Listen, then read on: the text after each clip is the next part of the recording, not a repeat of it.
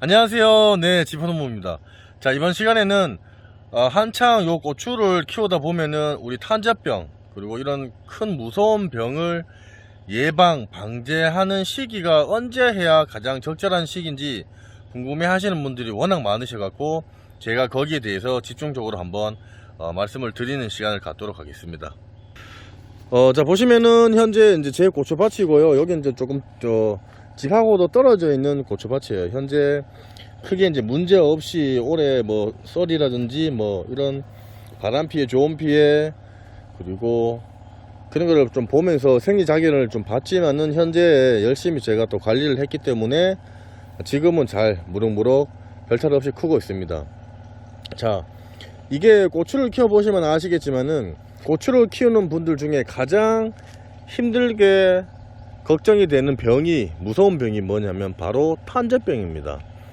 자, 탄저병은 오게 되면은 초창기에 우리가 발생 초기라든지 예방만 잘 하면은 극복은 할 수가 있어요. 그런데 이게 한번 퍼지고 이래 보면은 진짜 난리가 납니다. 제 밭에만 퍼지는 게 아니고 다른 밭에까지 문제가 되고, 매년 또 이 고추밭에 연작을 하더라도 이 탄저가 발생할 확률이 많이 높아져요. 그래서 최대한 안 오게 하는 게 가장 최선책입니다. 자, 그래서 여러분들이 그 탄저병이 무서워서 뭐 벌써 하면 빠르신 분들은 5월달부터 시작을 해서 고추 모종을 심고 그때부터 살균제라든지 탄저를 잡는 예방약을 치시는 분들이 간혹 많으십니다. 그런데 제가 말씀을 드릴 건 뭐냐면, 탄저병이라든지 혹은 이런 바이러스 계열 그리고 탄저 같은 경우에는 이게 진균입니다. 우리가 뭐 세균이라고 얘기를 하기도 하고 박테리아라고 얘기를 하기도 하는데, 우리 이런 탄저병, 이런 진균 그리고 우리 바이러스성 이런 병들이 여러 가지들이 가장 무서운 게 한번 오면은 우리가 잡기가 쉽지가 않다는 거예요. 그래서 여러분들이 초창기에 약을 쳐주는 것도 좋긴 좋습니다. 그런데 이런 진균, 세균이라든지 바이러스 이런 애들은 뭐가 문제가 되냐면, 우리가 관련된 약을 너무 일찍 치게 되면은, 현재 이 고추밭에 만약에 치잖아요. 그러면은 내성이 금방 생기다는 얘기입니다. 여러분들, 내성이 금방 생기면은 만약에 우리가 진짜 필요하게 그 약이 필요한데 뿌렸을 경우에 탄저를 예방을 한다거나 탄저가 왔을 때 치료를 해야 되는데 그런 힘들이 떨어진다는 겁니다. 그래서 가장 좋은 방법이 뭐냐 하면은, 원래는 이 고추 품종을 선택을 하실 때 탄저 내변계라든지 PR 내변계를 선택을 하시는 게 가장 중요하고요. 그리고 이 고추를 튼튼하게 자연적으로 그 내성을 이길 수 있도록 이 고추밭에 밑거름을 튼튼하게 주고 영양 성분을 골고루 주면은 자체적으로 얘네들이, 이 식물들이 알아서 병을 이기는 힘을 길러 주셔야 된다는 겁니다. 약으로 하는 것도 한계가 있어요. 그래서 예를 들면은 우리 요즘 왜 항생제 중에 페니실린 아시잖아요, 그죠? 그런 페니실린 같은 경우에도 벌써 하면 거기에 면역력이 생긴 이런 균들이 워낙 많다 보니까 요즘 페니실린을 복용을 원래는 소량만 해도 되는데 그걸 많이 먹더라도 효과가 떨어지고, 계속 우리가 솔직히 페니실린만 먹었고 항생제만 계속 먹는 이유가 거기에 있습니다. 특히나 병원에서 살고 있는 이런 균 같은 경우, 뭐 슈퍼박테리아 이런 애들 같은 경우에는 항생제를 워낙 거기서 이기다 보니까 몸이 허약한 분들이 병원에 계시다가 만약에 그런 박테리아 균에다가 걸렸을 경우에 항생제에 면역이 있는 그런 슈퍼박테리아 때문에 더욱 안 좋게 되고 문제가 되는 겁니다. 요즘 슈퍼 항생제라 그래서 마이신 계열이 이제는 지구상에서 모든 이제 균들을 잡아주고 또 도와주는 그런 걸 만들었다고 한번 얘기가 나온 적이 있는데, 그것도 항생이 생겨서 면역력이 생겨서 문제가 돼서 슈퍼 박테리아가 생기는 그런 이제 원인이 이제 발생을 하고 있는 겁니다. 그 얘기는 뭐냐면, 지구상에서 아무리 지금까지 만든 항생제라도 이거를 너무 쓸데없이 너무 많은 양을 정해져 있는 상황에서 일찍 친다거나 양 조절을 하지 못하고 쳤을 경우에 이런 균이라든지 이런 바이러스들은 면역을 금방 해서 항체를 형성을 한다는 겁니다. 그럴수록 저희가 더욱 독한 항생제, 더욱 강한 그런 약을 만들 수가 밖에 없는 거예요. 거기에 따라서 당연히 균이라든지 바이러스도 당연히 면역이 생기는 거예요. 그래서 여러분들도 우리가 임상실험을 할 때 그런 문제점도 크지만은 농업이라든지 이런 상업 뿐만 아니라 이런 약을 쓰실 때는 최대한 정해진 기준, 그리고 너무 일찍 쳐서는 안 되고요. 그 양을 조절을 하면서 시기에 맞춰만큼 사용을 하셔야 이 농업에서도 이런 균들이라든지 바이러스가 면역이 이제 최대한 줄어든다는 겁니다. 뭐 주는 시기가 언제냐면 보통 우리가 장마가 되기 전까지는 탄저가 웬만하면 관리만 잘 하시면 안 와요.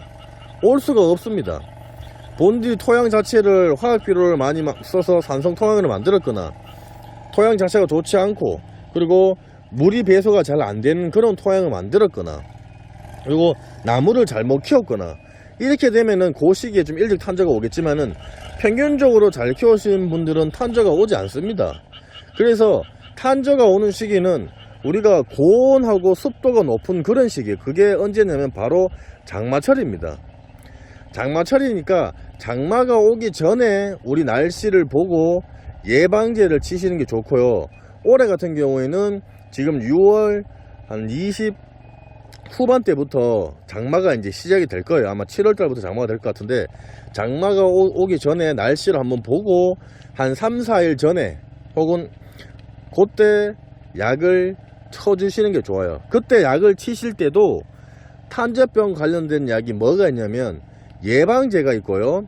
그리고 치료를 하는 도와주는 그 1차 치료제가 있고요. 그리고 좀 더 강하게 침투를 해서 치료를 해주는 종합치료제가 있습니다. 여러분들이 그 보시면은 약병을 보시면은 우리 일반적인 관행으로 이제 하는 농약 같은 게 보시면은 살균제 보시면은 카, 뭐 사, 아, 뭐 타, 뭐 이런 것들을 그 약병에 보신 게 있을 겁니다. 그거는 뭐냐 하면 우리가 이제 탄저병 약을 칠 때 그 관련된 기작에 맞춰서 나눠지는 그 이제 순서입니다. 그 관련된 내용들은 제가 따로 영상을 한번 다시 찍어서 올릴 거고요. 그 얘기가 뭐냐면 예비냐, 바로 치료할 거냐, 아니면 좀 더 강하게 해서 종합적으로 치료를 할 거냐, 그런 겁니다. 그래서 모든 우리 그 약이라든지 이런 걸 치실 때 번갈아 가면서 치라는 이유가 거기에 있어요. 한 가지만 또 쳤을 경우에 면역력이 금방 생기기 때문에 번갈아 치시는 게 가장 효율적이고, 너무 일찍 치시는 거는 이 고추한테도 너무 일찍 치시는 거는 그 균들이 면역을 생길 수가 있기 때문에 장마가 오기 기본 한 일주일 전에 살균제를 치시는 것을 말씀을 드리고 싶어요. 탄저 관련된 거. 그리고 나머지 뭐 계절 바이러스라든지 혹은 뭐 칼라병이라든지 이런 거 같은 경우에는 주기적으로 그 시기에 맞춰 갖고 꽃이 필 때라든지 열매가 맺힐 때 치시면 되고, 탄저 같은 경우에는 보통 장마철에 기승을 많이 부르기 때문에 그렇게 해서 치셔야 여러분들이 밭에 탄저가 오는 거를 잡아줄 수가 있는 겁니다. 자, 그래서 현재 저희는 지금 주말에부터 지금 비가 온다 그래서 제가 여기 지금 밭에 살균제는 제가 지금 어제 한번 쳤어요. 어제 탄저를 예방을 해주는 살균제를 한번 쳤고, 그리고 진딧물약, 총체벌레약, 그리고 칼슘제, 그리고 해조 추출물, 이렇게 해서 한번 지금 딱 쳤습니다. 쳐서 여러분들이 약을 치고 나면은 기본적으로 한 일주일 정도에서 이 약효가 보통 많게는 한 보름, 한 12일에서 15일까지는 갑니다. 비가 오지 않는 이상, 씻겨 내려가지 않는 이상. 그런데 비가 왔을 경우에 그게 조금 반감이 되는 경우가 있어요. 그래서 이 우리가 연면십이라 보통 약대를 치실 때 잎이라든지 꽃이라든지 줄기에 쭉 먹고 뿌리까지 듬뿍 먹으면 가장 좋긴 좋은데, 그런 식으로 해서 쳤을 때 약효는 솔직히 한 일주일에서 많게는 한 12일까지 정도 약효가 가고, 그 이후에는 약효가 떨어집니다. 떨어지다 보니까 보통 그 뒷면에 보시면은 며칠 간격으로 약을 치라고 되어 있는데, 그거를 잘 봐가면서 PLS에 맞춰 갖고 방제를 하시는 게 가장 중요합니다. 그리고 일반적인 농약 같은 경우에는 그 효과가 바로 이제 효과가 있지만은, 미생물이라든지 이런 친환경 자재로 사용했는 것들은 이게 매년 그리고 주기적으로 자주 쳐야 되고, 그리고 중요한 거는 토양 자체를 개량을 잘 해서 튼튼하고 좋은 흙으로 만들어 놔야 나중에 병들이 덜 옵니다. 토양 자체가 산성이 되고, 그리고 이런 주위의 환경들이 상태가 좋지 않으면은 아무리 좋은 이런 고추 모종, 탄저 내병이라든지 PR 내병계의 좋은 슈퍼 품종의 고추 모종을 심더라도 얘네들이 뿌리를 활착을 해서 좋지 않은 토양을 만났을 경우에는 분명히 병이 발생을 할 수밖에 없어요. 그래서 여러분들이 최종적으로 하실 거는, 약도 약이지만은 내 토양 그리고 내 주위에 이런 환경들을, 그리고 물 관리 이런 것들을 잘 하셔서 병을 최대한 안 하면서, 약들을 사용하지 않으면서 강하게 키울 수 있는 그런 방법으로 농사를 지으셔야 됩니다. 뭐 솔직히 말은 쉽지만, 그죠? 이게 현실적으로 하긴 쉽진 않지만은. 그리고 약재는 농약방이라든지 뭐 인터넷에 가보시면은 탄저병 관련된 약들이 정말 많아요. 친환경 자재도 많고, 그리고 일반 농약도 많으니까 약효는 거의 비슷하니까 여러분들이 맞는 거에 맞춰 갖고 사시면 되고, 친환경 자재도 쓰시면 좋은데 내 단가가 비싸잖아요. 그래서 제가 최대한 저도 친환경 자재 중에서도 직접 만들어서 그런 탄저균이라든지 이런 관련된 그 진균, 박테리아, 바이러스에 좀 더 예방이 될 수 있는 그런 집에서 자가를 만들 수 있는 그런 이제 방법에 대해서도 한번 올리는 시간을 갖도록 하겠습니다. 하여튼 주말 잘 보내시고요. 다들 또 고추 농사 지으신데 너무 또 일만 하지 마시고 건강 잘 챙기시고, 예, 항상 좋은 하루 되셨으면 좋겠습니다. 자, 지금까지 지퍼농부였습니다. 감사합니다.